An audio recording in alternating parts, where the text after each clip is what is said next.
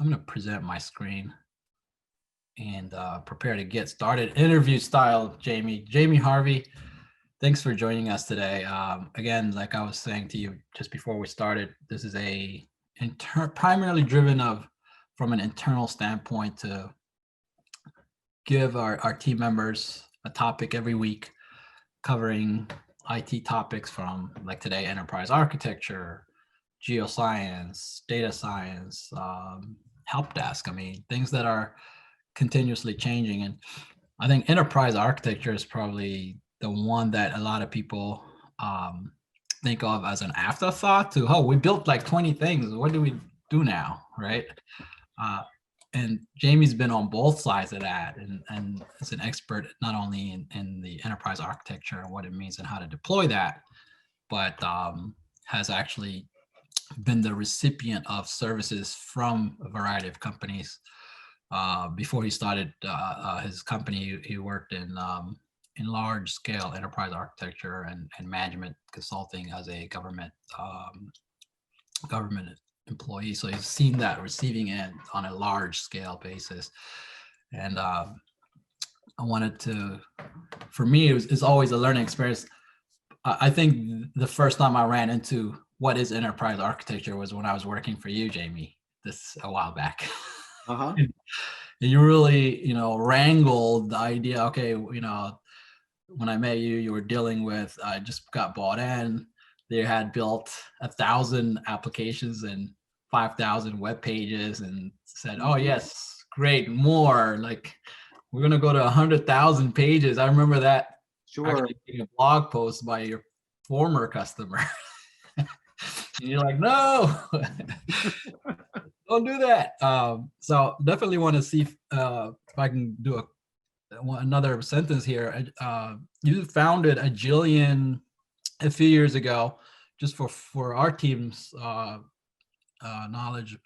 We are actually a partner company with Agilian. We've helped be a partner in a major project here in DC with the ACA platform, the DC Health Link, for example, that Agilian team, including Jamey, really did the groundwork to make it how successful it is. I think it still is the number one ACA platform, if not the top 5 still in the country, and recognized so by all kinds of organizations that, as well as the platform. So Jamey's founded Agilian around enterprise architecture and consulting services for large scale system deployment. So it's got a ton of projects that with the team.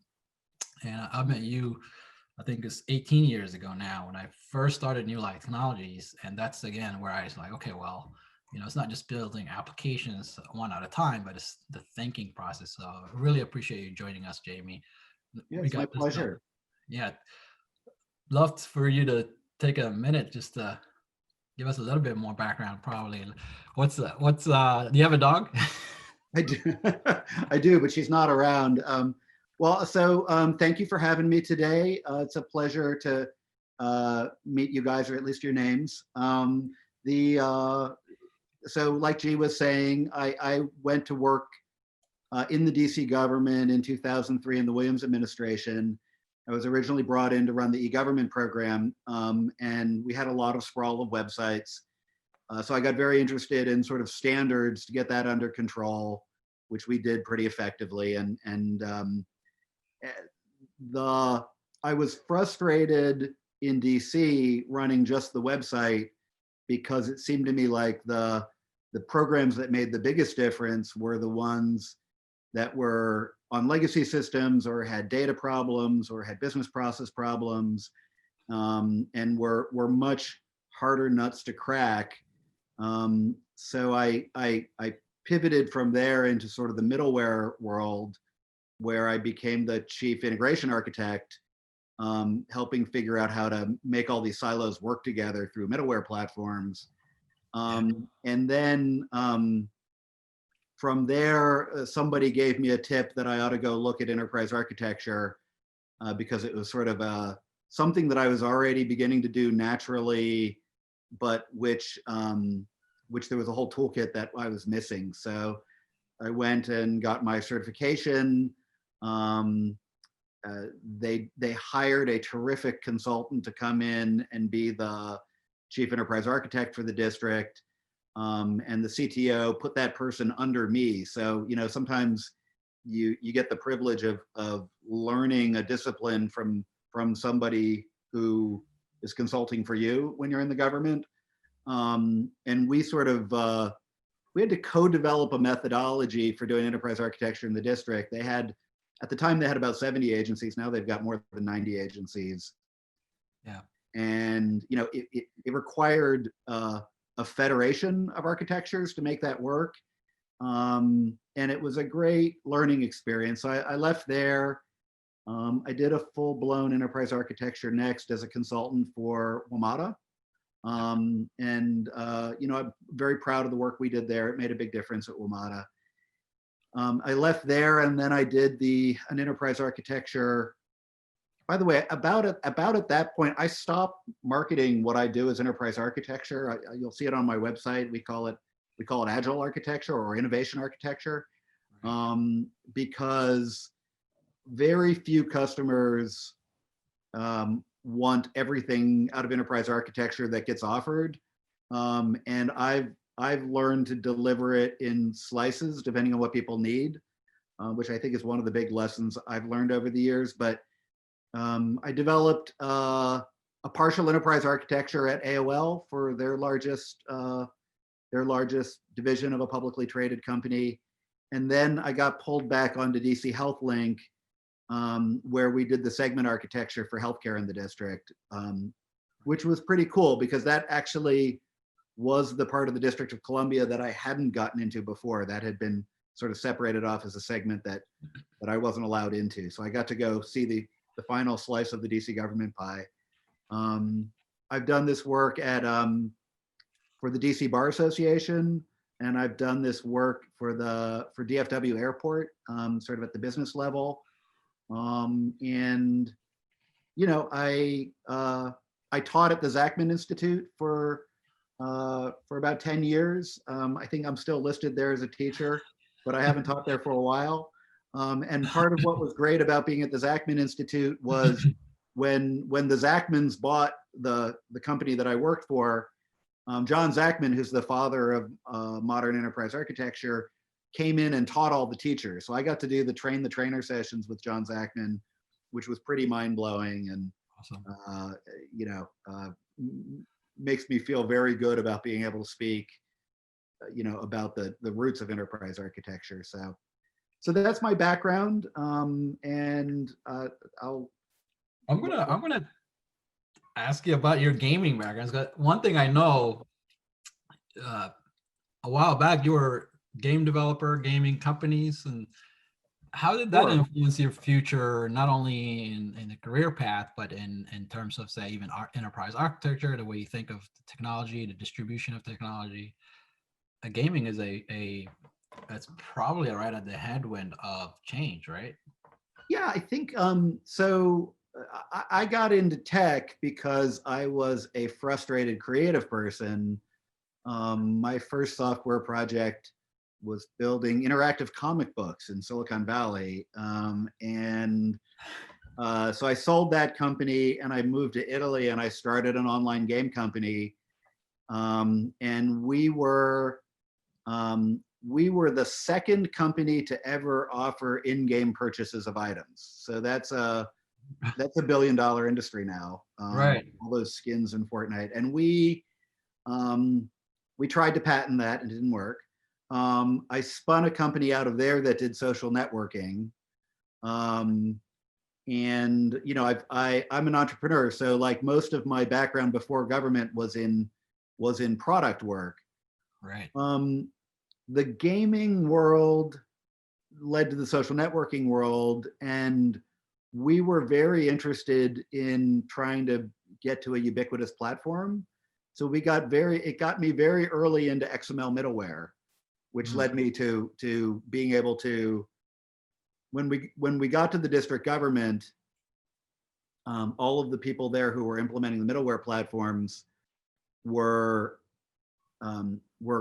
consumers of middleware, but I had actually spent a few years being a product manager for XML middleware. So it did help give me a big advantage in trying to figure out how to deploy it so that it stuck. So, Well, again, this is a get to know you kind of conversation too, Jamey. So yeah. I know you're a musician as well. And I remember you hosted us as I think it was Thanksgiving, in fact, right around this time. And so we had the entire Office of the Chief Technology Officer in DC jamming at one of those events.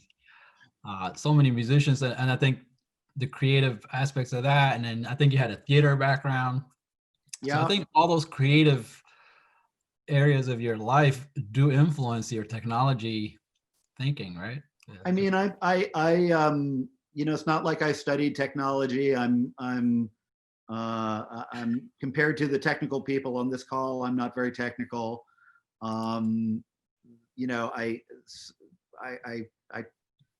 tried to develop myself when I was a young person. I like to think of myself as a Renaissance person. It sounds really pretentious now, but I do think that was helpful for enterprise architecture, because you made the comment earlier, like people go and they deploy 100 applications and they say, oh, how does this all fit together? One of the basic fundamental premises of enterprise architecture is that is how it always gets done, and that's completely backwards. And that part of what you're advocating for as an enterprise architect is for people to start with the business and then think about the data and then think about the application and then think about the hardware, rather than the way it normally gets done, which is, hey, we have a data center, the data center hosts .NET, therefore we're going to buy the .NET version of Esri, right? And now that gives you this data. Now this is what the business gets, right? And so, there's always some of that in the as is, but like on some level, especially when you're doing a new innovative project like a health benefits exchange, you really want part of what we did was go in there and unpick the platforms and really focus on how do we meet the business need. Right. And we've created the extraordinary results we've created have been by listening to customers and focusing on problems in reality, and then having the technology fit to that rather than the other way around. Right now, I think there's probably one precursor question I want to ask about, but with cloud native applications, the advent of purely cloud-based services and solutions, software as a service, data as a service, and so on. In some ways, we're getting closer to the vision of enterprise architecture and what it really means beyond the diagram, right? I think the diagram is probably the last thing, right? But that's kind of starting to having people re-examine what they're buying online as enterprises, right? Are you buying the data center capacity capabilities? We used to do that. Now we're buying services, and that's kind of transformed the whole thinking. But enterprise architecture, in essence, if you distill it to a sentence or two, what would you say it is, was, or still is, or still is, might be the appropriate way to say it. What is it? We talked around it, so what it is. What do you think would be a consumable wording around that? Oh Lord. I mean, I think I don't know that anybody needs another definition of enterprise architecture, right? I think enterprise architecture is a set of toolkits and methodologies that can be applied for enterprises to help them transform or change. And I think that at a certain level, if where you stand in a given enterprise is at a place where you are dealing with complexity that is unmanageable for regular people, you're gonna need those tools. You're gonna need at least some of those tools. And so what happens, so if you're in a project that's delivering a GIS dashboard for a customer, Yeah. honestly, you don't really need enterprise architecture to do that, because in the old world, Esri built the enterprise architecture into the data model that runs GIS. Like GIS has its own data architecture, right? That you don't mess with, right? It's elegant and flexible, and like your job is not to break it, right?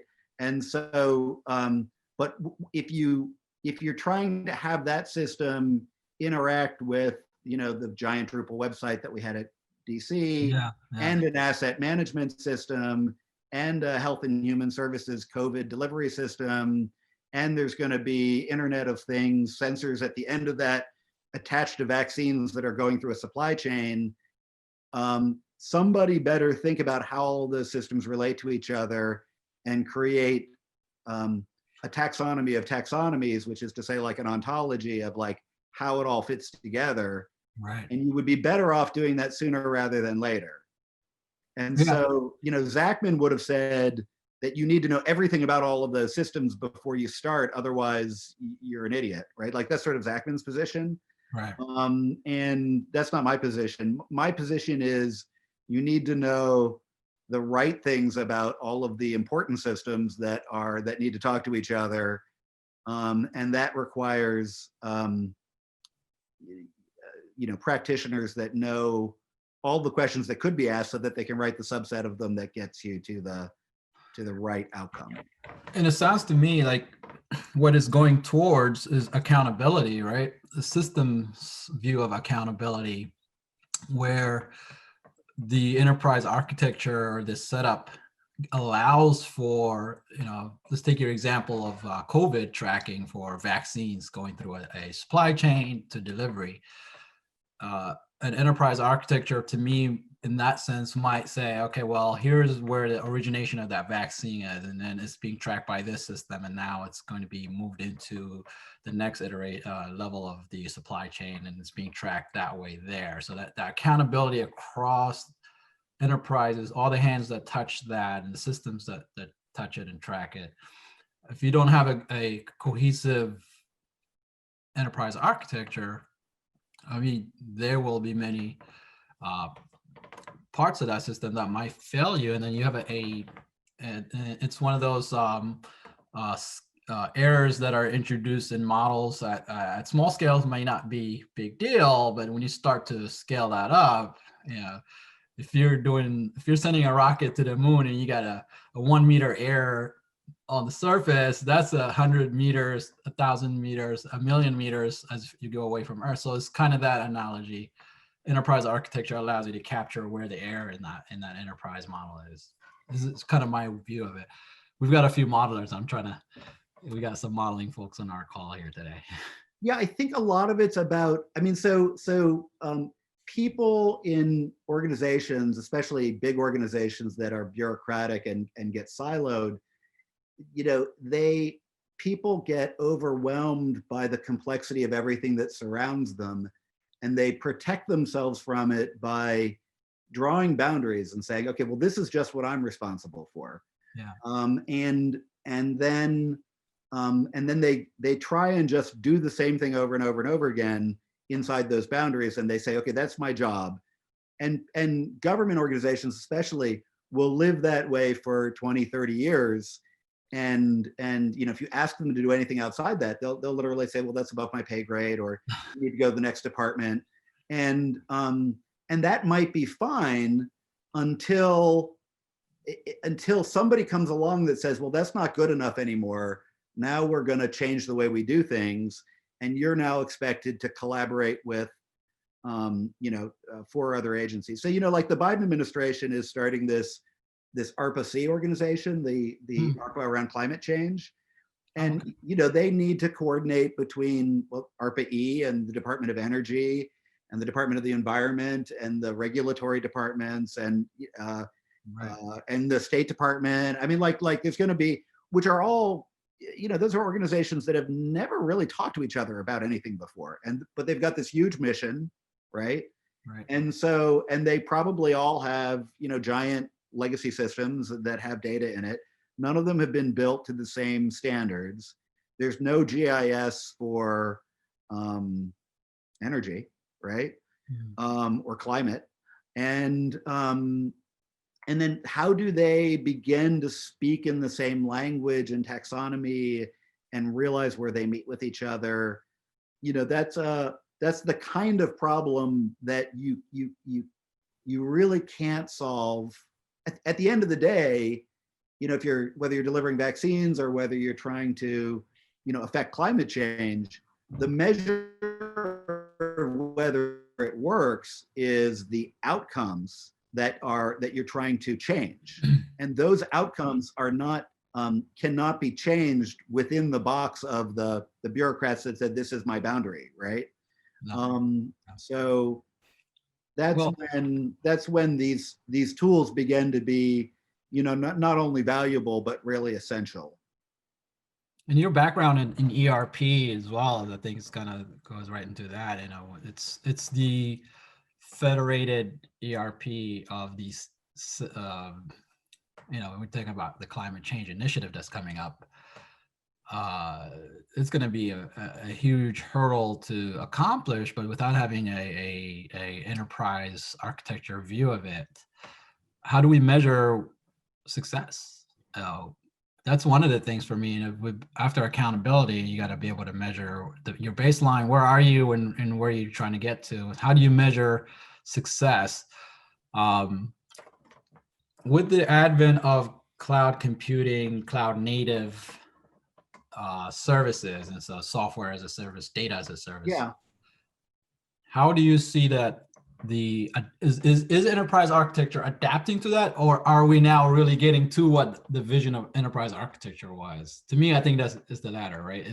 I think all these are bringing us closer to what enterprise architecture means, actually. I mean, at the end of the day, I think of enterprise architecture as pretty orthogonal to the issue of cloud or SaaS. Okay. In the old world, when I first started doing this, I would often be given a goal by the business of like, hey, we want to standardize on our data center infrastructure, right? Like let's get everybody in the data center, right? That was in 2003. That was one of our goals. Right. In the last enterprise architecture, when I did, I basically pointed out to them that they were paying for a data center and it only had 2 applications in it, and their goal should be to get everything out of the data center so that they can turn it off, right? So like just, but enterprise architecture is important to either goal, right? Like whether you're trying to get everything in the data center or whether you're trying to get everything out of the data center. Amazon's goal is still to get everything in their data center, right? They're competing with Microsoft and Oracle for that now. So the thing that happens when you put something in the cloud, especially as you go up the stack from infrastructure as a service to the middleware services to the software as a service, is you get less and less control over your data and your business. So the truth of the matter is, if you pick many SaaS applications, you get what you get, and you really can't change it very much. So now your enterprise architecture efforts have to be around what data can you get in and out, what are the interfaces like. So it's a different kind of inquiry.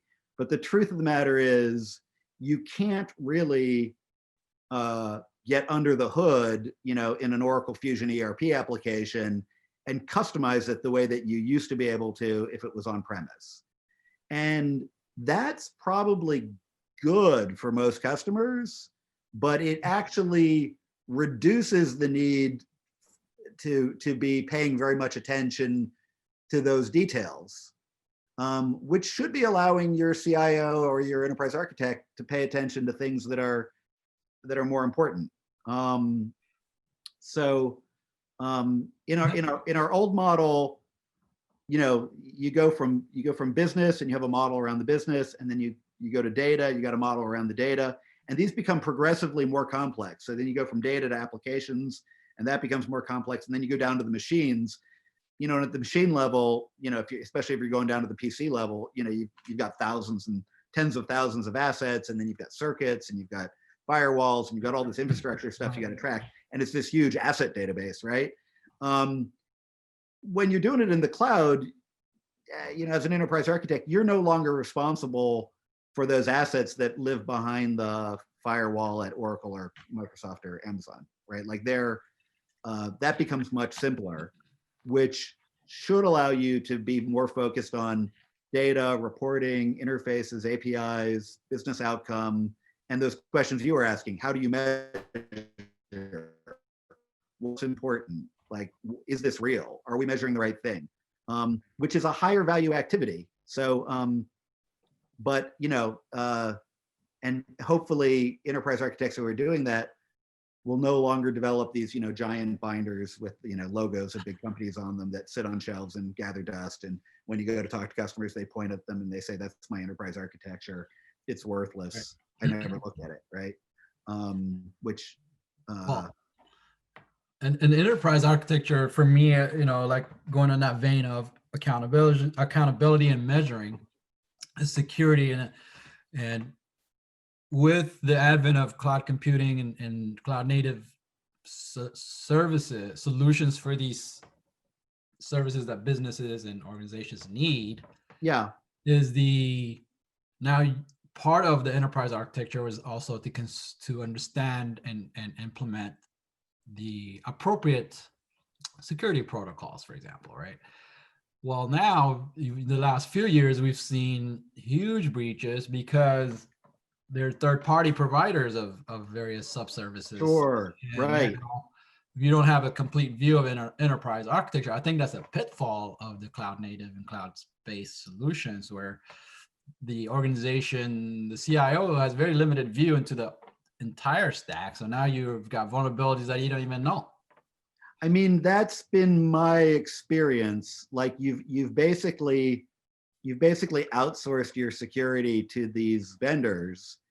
And if you're working with one of the big vendors, with a Microsoft or an Oracle and AWS, like you probably, first of all, they're very concerned with that and they pay a lot of attention to it. They're probably doing a better job than the guys who run your data closet, right? Mm-hmm. But the truth matter is that's not actually how services get bought. You go into these organizations and you do an application survey, which I always do. What you usually discover is there are usually someplace between dozens and hundreds of little applications that people have started to use that they may have even put on their personal credit card, and they're now somebody bought Slack, somebody bought Trello. This person didn't like the corporate this person didn't like SharePoint, so they went and bought a project management system online and is doing everything through the one that they wanted to learn. And now that's got your data in it, and you didn't even know. We had, I'm smiling because I'm dealing with that, making sure that we don't go too far in a tangent, because we, as a small company on the reverse side, we're not a large organization, you do see lots of that activity, and not just us, but many places. And this is a big security concern. We had, one of our customers, I won't say who it was really great, and they published all of their repositories of all of their source codes to GitHub with a Creative Commons license so that other states could use it. And that was great. But one of the contractors working on one of the teams just was doing their automatic GitHub stuff and posted their test data into the repository because they thought the test data would be interesting to other developers. Mm-hmm. And the test data actually had PII in it. Right. So fortunately, one of my really brilliant guys had written this crawler to go check for that and caught it, 24 hours later. Right. So we were able to avoid a breach, But those breaches are happening all the time, 24 hours a day, 7 days a week. Well, now with S3 buckets, right? Everybody's dumping data Yeah. in buckets. Unless you have a proactive security implementation, infrastructure as code being tracked at every transaction or deployment stage, then yeah, I mean, how do you infrastructure, catch that? let's also, infrastructure as code isn't a magic bullet. Infrastructure as code will actually just speed up the breaches getting published, honestly. Like if you, if they're in the process. So, I mean, we don't, yeah, so we help, you know, it changes the security posture of enterprises when they move to the cloud. And most of them don't really understand that. And we've spent a lot of times with our customer educating them about that, and just having them do practical, you know, usually it's very practical, I like to call it management by duh kind of activities, but it's not obvious unless somebody's job is to look at everything, right? And look at the cracks and the handoffs, which is really the role of the enterprise architect. And in my experience, and I haven't found a good solution to this, that only works if there's somebody in the customer who that's their accountability, and that's what they care about, and they're advocating for that. Yeah. I've been in organizations where we're making a huge difference in that regard, and we're finding stuff and we're improving stuff, and you know, everything's ticking. And then, you know, the advocate for that, you know, leaves the organization, and the next person who comes in says, I don't know why I need any of this stuff. You know, I've got a vendor that's implementing my ERP system. Well, I think, you know, they might even keep paying you, but they stop advocating for the outcomes. They start advocating for the projects, and at which point I always just say thank you very much and go to the next project. and this is the thing about it. One of our teams actually is building it's not at the stage where of AI, because it was going to come up as a question from me to you about, you know, where you see AI coming in and machine learning. But, you know, this problem is something that we're actually actively helping organizations deal with, because of what you said is that you got these sprawling organizations. In our case, there we actually have commercial customers as well. And so, yeah, infrastructure as code can, like you said, speed up the preaching. It But then speeds there's up whatever, I mean, like on some level, it speeds up whatever you're already doing. So like if what right, you're doing is already bad, you just do, yeah, you do the bad stuff faster, right? So you're doing it faster, but then you catching them faster. But if you're implementing mechanisms to catch things before they go to production or to deployment or to some kind of open space, that there all kinds of approaches, and, you know, applying NIST security protocols and a variety of protocols, but it doesn't get any better. It gets worse if you don't have a customer advocate looking at the data and why it's important and what needs to be protected. So I think enterprise architecture starts to at least address the big picture. Are you concerned about security and how you're dealing with security? Without that, I think it's a failure, a recipe for continuous breaches and disasters, really. I mean, so so you know, I'm a huge fan of continuous integration and continuous deployment and you know, self-testing code, and but Yep. it's, you know, that only works for things that you can write test cases for. So you know, it can't tell you if your code is racist.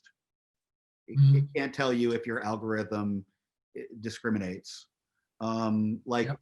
I actually was on I mentored at a hackathon a few weeks ago, where one of the teams is trying to build a testing framework for catching racism in algorithms, like sort of the same thing that that they've done for accessibility, where there's a framework where you can say this website's accessible, this website's not Right. accessible. Section 508. Yeah. Section 508 compliance. They're doing that. They're attempting to do that for racism, right? And I think that that's a very compelling piece of work, because at that point you'll begin to be able to measure against some standard, are systems doing what they should do, right? Right. Right. But in terms of AI, I don't know if you guys saw the example of Microsoft developed an AI chatbot that they were feeling pretty good about the AI that they had developed, and they put it out there on Twitter, and they said, okay, AI chatbot, listen to all of Twitter and act like somebody on Twitter, right? And it took about 3 days before the bot became a neo-Nazi right-wing freak. I did read about that. It was actually 2 different AIs, but I remember didn't know it was Microsoft or not. But yeah, that is AI. It's what the data builds that characteristic, right? I mean, is it the data? Is it the algorithms? Or I'm a big believer in, somebody said to me very early in my career, I was out in Silicon Valley at the beginning of my career, and I was interested in AI then. And one of my teachers said to me something that always stuck with me, which is, AI is always what the computer science industry calls whatever it is they can't do right now. And so every time there's back in the 90s when we were doing this, OCR was considered AI until they figured out OCR, and now it's just OCR. Nobody considers that to be AI anymore because it's obviously not. So I think until we reach the singularity, it's always important to have some human curation of AI, because there are things that we can see and connect that we're just not at the point where computers can do that well, and we need to, just the same way people need to check each other's blind spots, we definitely need to check the computer's blind spots. So right, and I know that you're applying enterprise architecture and technology frameworks to address racism. I've been following you on that. And that was very novel. I actually thought, okay, it is if you could take a couple of minutes to describe where your thinking was and is with that, and where you see that kind of thinking going to really deal with these kind of problems, really. well, I think I had a bit of an aha moment. I was reading Stamped from the Beginning by Ibram X. Kendi, and he pinpoints a moment in history where he is the first time in the written record where somebody invented the concept that everybody from Africa was of one race for the king of and it was for the king of Portugal, so that the king of Portugal could convince white people in Portugal that it was okay for him to participate in chattel slavery.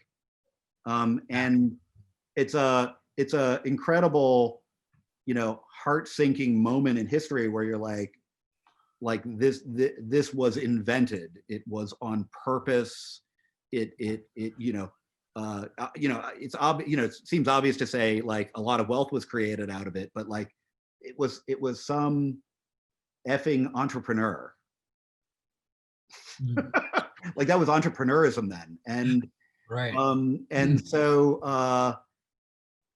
like the hypothesis I'm exploring, and it's not like I have is that essentially, racism, and specifically anti-Black racism, is a technology that has been created sort of like agriculture was created to create industry, and that a lot of enterprise architecture is about standards. The standards, this is the next thing I'm working on right now, is that the standard that American anti-Black racism is based on is the standard of white supremacy, or the standard of whiteness, right? And so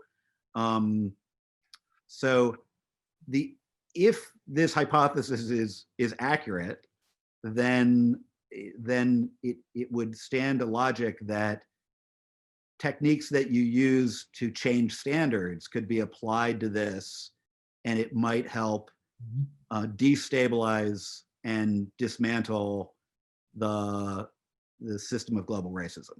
And so that's something I've been working on for a long time, and is very important to me and to our corporate culture at Agilian.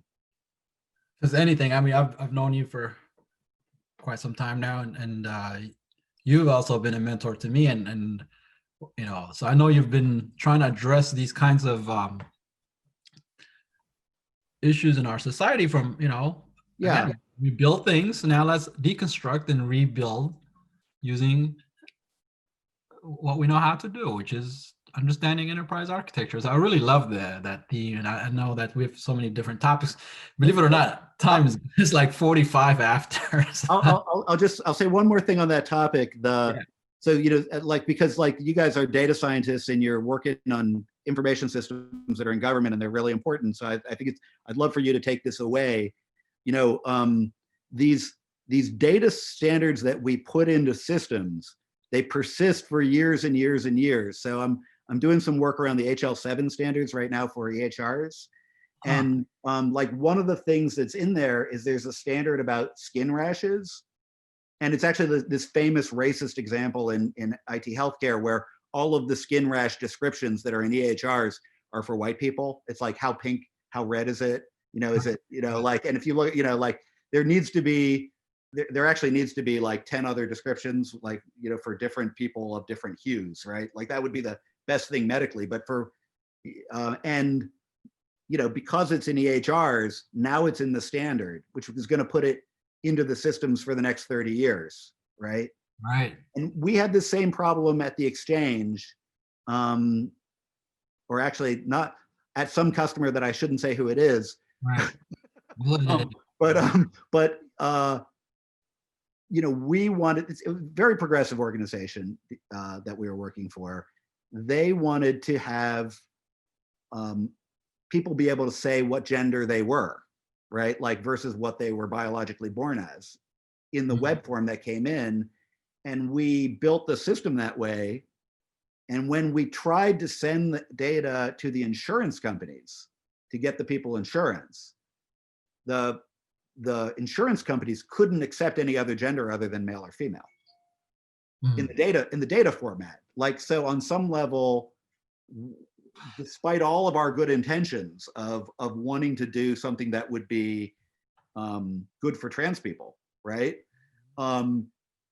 If we allowed them to put alternate genders into the system, they wouldn't get their health insurance, right? Like, there was no way for us to overcome that on the other side of the. So there are these problems that can only be addressed by people getting above their silos and collaborating with each other, and those are the problems worth spending your life solving, in my opinion. And I think I couldn't agree more with that point, but also that the fact that your history in technology and looking at them with different angles contributes to the successes you've had, but also into this, you know, dealing with progressively with all kinds of issues, like, you know, obviously racism structures and LGBTQ discrimination structures and all those things that we're going to need to deal with. I think it's up to us as individuals to rise up and implement, you know, forward-looking solutions. Yeah, we have a bunch of people on, and I don't know if there's any questions on the chat, but let's check. And then also, if anyone has any questions, this is a great time to ask. Someone who's been dealing with enterprise architecture from many different angles for many years, and I really want to say thank you so much for making the time today, Jamey. This is a really timely conversation, not only for us entirely, but in our society. We have folks from GIS to contracting to data science on the call. So you're welcome to ask questions at this point. You know, usually when I close these conversations, because we already touched on it, is just, where do you see enterprise architecture going with cloud native and AI implementations? Do you see it continuing to be abstracted further, where we consume down to, phones and beyond phones, whatever, wearables and or virtual systems. Computing is changing as right in front of our eyes.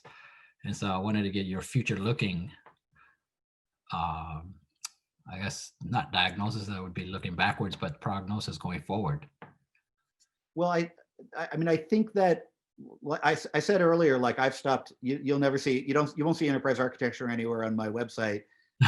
It's a field that has gotten a bad reputation because of all this shelfware that they've done, and on some level, it drags a lot of baggage along with it. So it still needs to be done for projects that are ambitious or transformational or complex, or where there are many, many things coming together at the same time. Yeah. And but I think that the cloud native services, on some level, all of the cloud native services have enterprise architects, doing what I did at AOL. So it shifts the demand for some of that from the government customers, for example, to the vendors, and then it makes it so that fewer projects in government are going to know that they need enterprise architecture.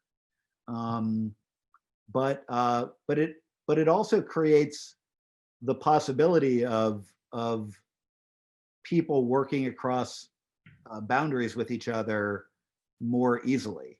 Like, you can take one software as a service application and roll it out to the whole organization overnight, kind of like what happened. I mean, there was a very interesting thing that happened in the DC government that those of you who work there know, is like they deployed QuickBase and it spread like crazy, right? Like everybody in the whole world started using it just because it was available.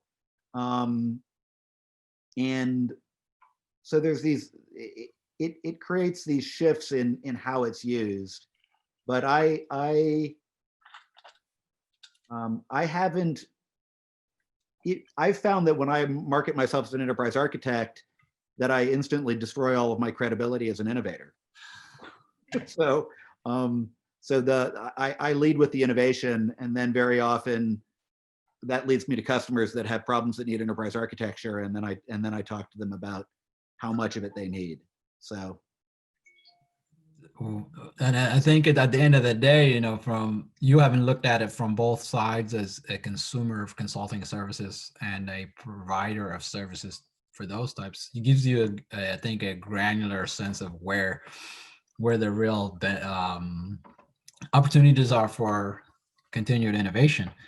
Yeah. So again, we don't have to, I think we right on the mark in timing, and if there's any questions, take them. But, I've got 20,000 questions, gift of gab, as they say, but we do have team members who may have some interesting questions, because we do have a lot of work around data.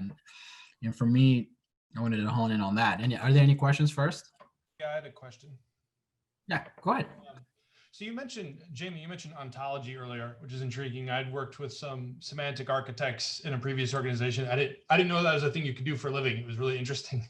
And they were working with a domain specifically, but I'm curious if you could expand on ontology in enterprise architecture. And I've built machine learning monitoring for fault detection and that kind of thing, but we were working blindly, and it is pretty intriguing to think about how ontology and the convergence of machine learning for graph networks could really be a new frontier or an expanding frontier here. So I was just wondering if you could expand on the sort of, on that concept.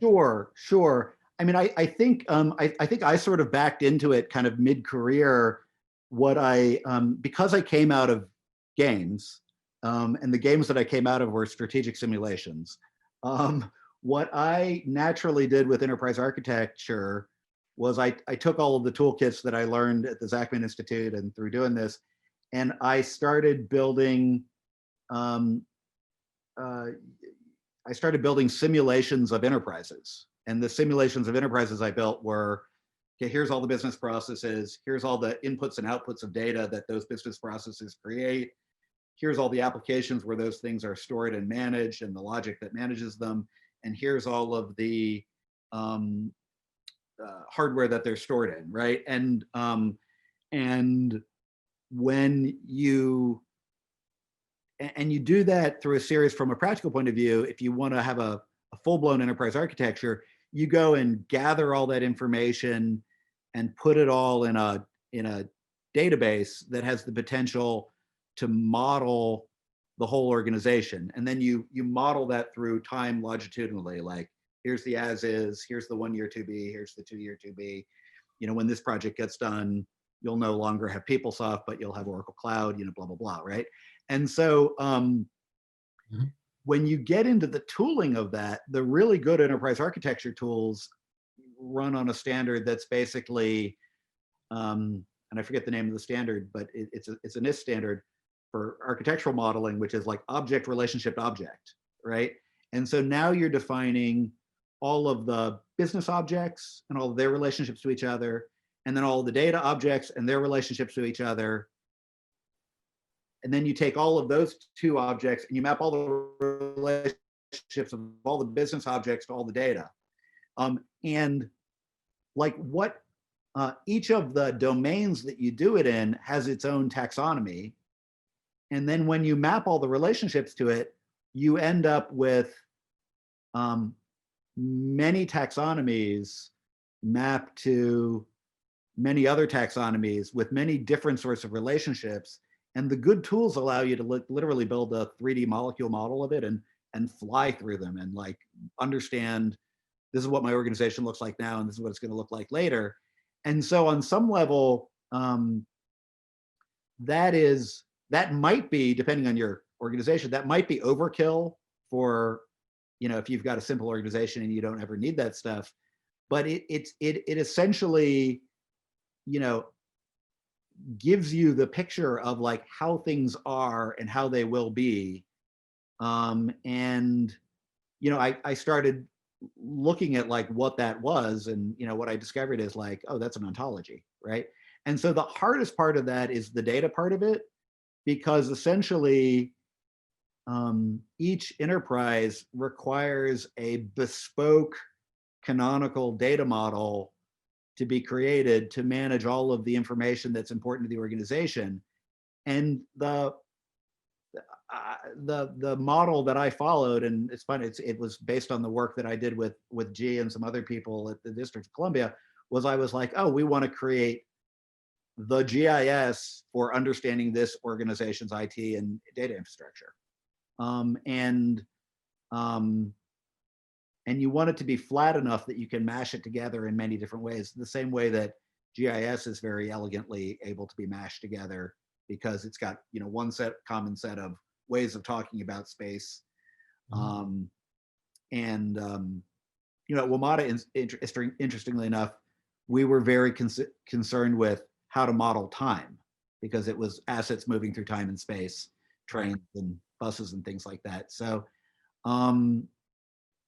each one is bespoke, right? Like the model that we did at WMATA might be interesting to other transit agencies, but the healthcare exchange doesn't care about it at all. So it's actually, what ends up being valuable is the process you get to get there. And it is very fascinating, interesting work. Some of the most satisfying stuff I've done in my life, which I'm now trying to apply to bigger problems. Yeah, that's pretty interesting. Yeah, and it was probably impossible to get away from truly prescribing taxonomies like that, and you just have this sort of huge variety of them. But I'm also intrigued by the idea of like sort of, you know, learning taxonomies, and that's where some of the more advanced, perhaps AI approaches could say, okay, we're learning patterns of how these relationships come together. Yeah. I mean, so what we tried to do is, like, on some level, because people have a hard time changing, what we tried to use the taxonomies that were already there. Like, so, you know, if the organization's on PeopleSoft for HR, you're kind of stuck with the PeopleSoft data model. And like, so we'd just say, okay, well, you know, there's the PeopleSoft data model, but next to that is the asset model that was done in a different system. So we'd go grab that.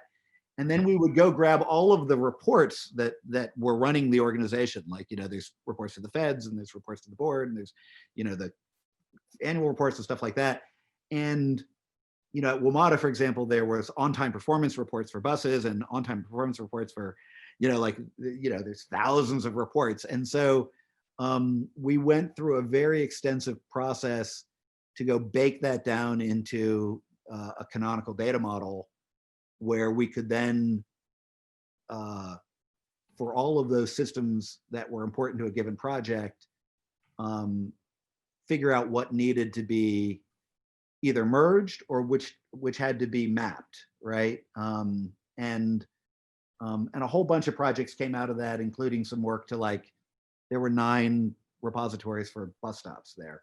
Well, we got that down to 2.5, right? So, which was a much more practical way of managing those things. So you end up doing all this kind of, idealistic, transformational, utopian work of okay, here's the one data model to rule them all. And then blend that with a very common sense, we can't make everybody give up their databases. It's okay if there's 2. We need one for the next bus system. We need one for the people that manage the assets. Right. They measure those things differently. We can map them in GIS, so it's okay. I use Mixmap.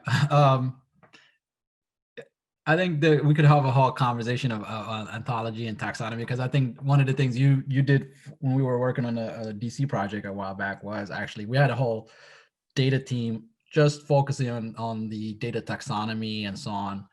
And so this is something that I know you've been dealing with for a while. Hey, a quick closing, and believe it or not, we are at 12:59, and we got 1 minute. I wanted to ask you what's going on with Sponto, man. That was one of my. I mean, Sponto. What's going on with Sponto? It went under. Sponto was a solo mode service to detect when people were having parties on college campuses. I mean, the technology that ran that is now being the same kind of technology for that is now being used for COVID contact tracing in Pakistan. Exactly. I mean, no, I thought, they're doing a much better job of it. Well, I don't know if they're doing a better job. They have much bigger problems here because of the way that our regulation works. So they're having to do it through Bluetooth here, right? But in other countries, contact tracing is basically being done through Sponto, which is something we talked about at the time. I remember that. I see it in our lifetime. So early adapter, and I think I still have my account, or might still be there. We'll see. But Jamey, this has been a great conversation. I wish we had more time. We're going to make more time for a future conversation, maybe a little more tighter around data science and the forward-looking architecture around how that changes the world, and if we do it right. Lots of conversations. Thank you so much. I hope the team enjoyed this. And we do have a couple of folks from outside the company. Thank you for joining us for today, and hopefully you all found it useful as well. Thank you so much. I'll hang out for a minute. If anybody's got any more questions, I'd happy to wrap up. But otherwise, thank you guys so much for your attention. And G, thanks for inviting me. This is really fun. It's nice to see what other companies are doing to keep everybody together during these times when we're all apart. So awesome. Take notes of that. So thank you. Have a great day. Happy Thanksgiving. Thank you. Happy Thanksgiving, everybody. Thanks, guys. Bye-bye. All right. Ending the meeting now. Jamey, have a wonderful day. And Selena's still on, and I am going to. You remember